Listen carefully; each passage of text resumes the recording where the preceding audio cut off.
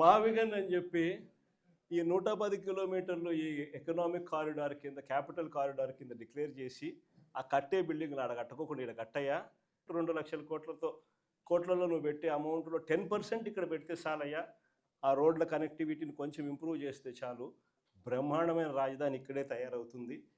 Day 1 నుంచే రాజధాని వస్తుంది, ఒక గ్రోత్ ఇంజిన్ తయారవుతుంది. కనీసం 20 ఏళ్ళ తర్వాత అయినా మన పిల్లలు ఉద్యోగాల కోసం ఎక్కడికెక్కడికో పోవాల్సిన అవసరం లేకుండా మా మావిగంలోనే ఉద్యోగాలు దొరుకుతాయ్యా అని చెప్పి అని చిలకకి చెప్పినట్టు చెప్పినా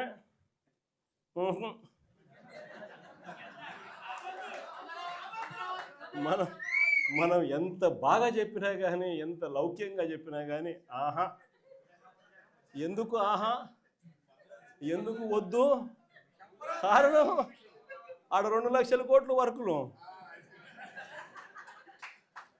మొబిలైజేషన్ అడ్వాన్స్ 10%, అందులో 8% తీసుకోవడం. సో ఈ ఆదాయాలు అనేటివి ఉండవు కదా మావిగన్ అంటే, కాబట్టి వద్దు. దాంట్లో కాంట్రాక్టర్లు ఎవడు అంటే ఒకడు ఈనాడు వియంకుడు, ఇంకొకడు బలుసు శ్రీనివాసరావు, ఇంకో బినామీ, అంతా ఇల్లే దోచుకోవడం, పంచుకోవడం, తినుకోవడం. అందుకని ఆహా, జగన్ ఏం చెప్పినా ఆహా. ఇంకొక ఆయన ఆంధ్రజ్యోతి ఆయన ఆ నుంచి ఆయనకు ఎంత బాధనో, దోచుకునేది, పంచుకునేది, తినుకునేది కట్ అయిపోతుందని చెప్పి ఆయనకి ఎంత బాధ. వైఎస్ఆర్సీపీ శ్రేణులందరి మీద అన్యాయమైన మాటలు, దుర్మార్గమైన మాటలు మాట్లాడతారు. అసలు నిజం చెప్పాలంటే నేను ఇదే రాధాకృష్ణకి చెప్తా ఉండ, నువ్వు అన్న మాటలు రేపొద్దున మా ప్రభుత్వం వచ్చినాక నిన్ను తిప్పని స్టేషన్ పెట్టకుండా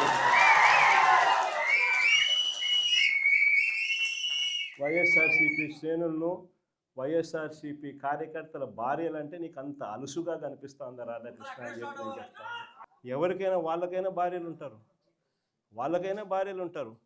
వారి భార్యలను ఉద్దేశించి మనలో ఎవరైనా కానీ మనమైనా కూడా అలా మాట్లాడితే వాళ్ళకి నచ్చుతుందా? ఎవరికి నచ్చదు. నచ్చినప్పుడు అలాంటి మాటలు మాట్లాడేదానికి కనీసం అలాంటి మాటలు మాట్లాడినప్పుడు తప్పు అని చెప్పి కనీసం ఈ నాయకులన్నా చెప్పాలి కదా. ఈ చంద్రబాబు నాయుడు చెప్పడు, ఈ లోకేష్ చెప్పడు, ఇలా దత్తపుత్రుడు చెప్పడు. ఎంత సిగ్గు లేకోకుండా ఆ రాధాకృష్ణ తప్పుడు మాట్లాడితే ఆ తప్పుడు మాటలకు సమర్థిస్తారు వీళ్ళంతా. ఈ స్థాయికి రాజకీయాలు దిగజారిపోతే రేపు పొద్దున ఈరోజు సోషల్ మీడియాలో ఎప్పుడెప్పుడో చేసి ఎప్పుడో కమెంట్లు పెట్టినవి తీసుకొని వచ్చి పిల్లలందరినీ తీసుకొని వచ్చి స్టేషన్ల చుట్టూ తిప్పుతున్నారు, జైళ్ళల్లో పెడతా ఉన్నారు, కోట్ల చుట్టూ తిప్పుతూ ఉన్నారు, కొడుతున్నారు. ఇదే రేపొద్దున ఆంధ్రజ్యోతి రాధాకృష్ణ కూడా రేపొద్దున ఇదే జరుగుతుందని ఖచ్చితంగా చెప్తా ఉన్నారు.